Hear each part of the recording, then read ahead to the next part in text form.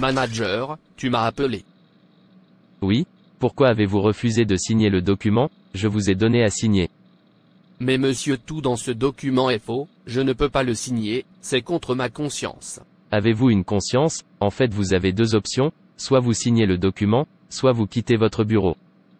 Monsieur, je suis un enfant de Dieu, je dois garder le commandement de Dieu, et ma Bible condamne le vol et la corruption. Jésus a donné des promesses claires de grands avantages à ceux qui gardent ses commandements, comme il est écrit, Jean 14 verset 23, Jésus a répondu et a dit à lui, si un homme m'aime, il gardera mes paroles, et mon Père l'aimera, et fera notre demeure avec lui. Et ces commandements incluent, l'absence de compromis, avec le prince de ce monde, la communion avec Dieu, la manifestation de sa présence, l'illumination de l'esprit, la paix constante dans un monde d'agitation, l'absence de peur, la joie illimitée et la béatitude éternelle avec Dieu, et surtout, aimer Dieu de tout notre cœur. Donc monsieur, suis pour Jésus, je lui obéirai jusqu'au bout. Tu m'as entendu, tu as juste aujourd'hui pour le signer.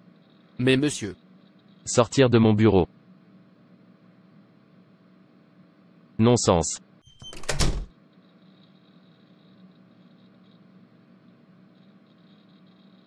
Merci Jésus.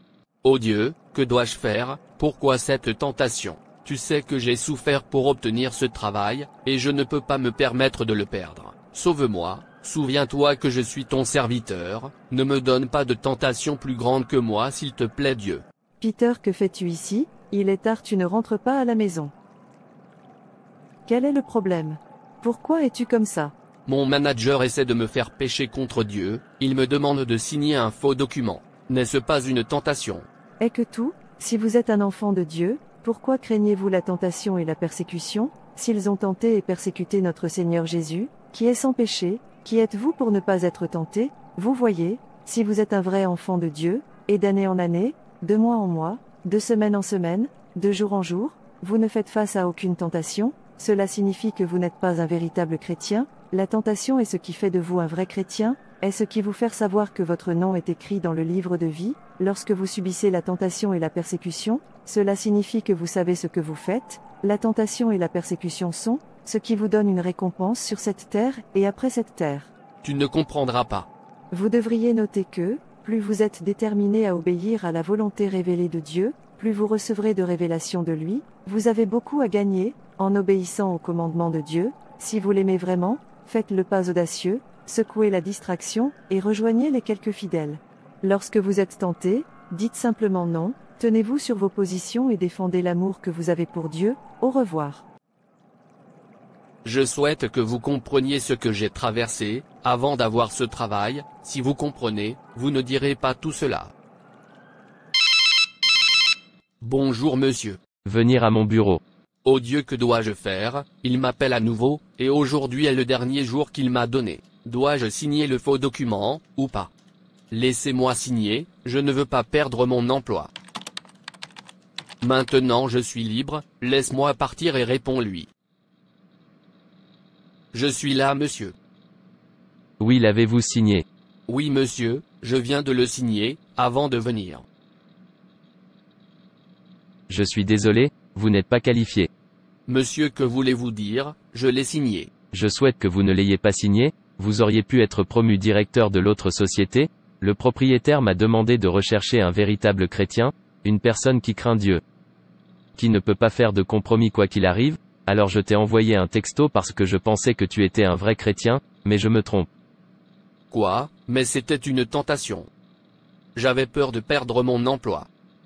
C'est pourquoi vous n'êtes pas qualifié pour être le manager. Si vous êtes un enfant de Dieu, je veux dire un authentique, vous ne craignez rien, que ce soit la tentation, les épreuves ou la perte de votre emploi pour l'amour du Christ. Non, non, non, j'ai travaillé si dur pour ça. Monsieur, s'il vous plaît, essayez-moi à nouveau. Je suis désolé, c'est fini. Peur de perdre mon travail, tu m'as tué. Mais tu n'as pas peur de perdre Dieu? Dis-moi, ton travail, et l'amour de Dieu en toi, lequel est le plus important? C'est une contradiction, en termes pour un individu de dire qu'il ou elle aime le Christ, seulement pour que le cœur soit donné au monde. Le véritable amour pour Dieu oblige le croyant à obéir non seulement à une partie de la Bible, mais à l'ensemble. Pour ces croyants, Le commandement du Christ à travers la Bible régit leurs actions, leurs goûts, leurs relations, leurs possessions, leur mode de vie, leurs conversations, etc. En effet, la parole de Dieu contrôle tous les domaines de leur vie, y compris où ils vont. Ce qu'ils regardent, où ils travaillent et ce qu'ils définissent comme priorité dans la vie, ils seront, sans excuse, prêts à dire non, aux suggestions, tentations, pressions, persuasions et menaces, qui vont à l'encontre de la parole du Christ. Parce qu'ils le chérissent comme Seigneur, ils ne se soucieront pas du coût, ils doivent payer, la perte qu'ils peuvent subir, ainsi que la honte, qu'ils doivent supporter à cause de son nom, ces vrais enfants de Dieu. Apprendre à être un véritable enfant de Dieu, qui se tiendra toujours debout pour le défendre quoi qu'il arrive. Tu peux maintenant partir. J'ai prétendu aimer Dieu, mais je n'ai jamais défendu mon amour pour lui. Quel genre de chrétien je suis? Enfants de Dieu, la tentation fait des enfants de Dieu, savoir qu'ils n'ont pas dévié d'aimer et d'adorer Dieu. Chaque fois que vous êtes tentés, cela signifie que vous êtes toujours sur la ligne, vous n'êtes pas tombés. La tentation et la persécution est un processus d'obtention récompense au ciel et sur la terre. Que Jésus a été conduit par l'Esprit à être tenté par le diable, suggère que même les croyants qui sont solides dans la foi peuvent subir des épreuves et des tentations, cela passerait par de juteuses incitations à faire des compromis. À la poursuite de notre pain quotidien.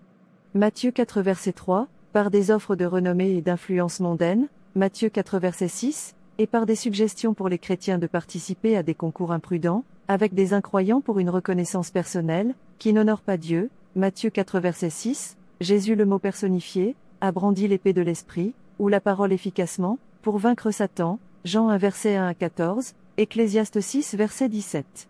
La tentation et la persécution lorsqu'elles sont vaincues, c'est comme installer des trésors dans le ciel, plus vous surmontez la tentation et la persécution, plus vous obtiendrez de récompenses au ciel. La tentation et la persécution sont comme un billet pour le ciel, lorsqu'elles sont vaincues, puisque les croyants s'engagent dans une perpétuelle guerre spirituelle avec le diable, nous devons nous armer de la parole de Dieu, pour toujours vaincre, nous devons permettre à l'Esprit Saint d'enseigner et de nous guider dans l'application appropriée de la parole pour pouvoir dire, il est écrit plus fort que Satan.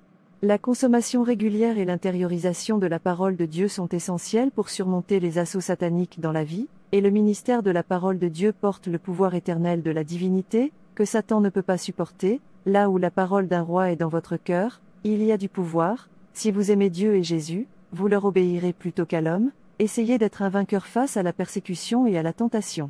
Merci d'avoir regardé. Et n'hésitez pas à vous abonner, liker et partager. Que Dieu vous bénisse. Et rappelez-vous, Jésus vous aime vraiment.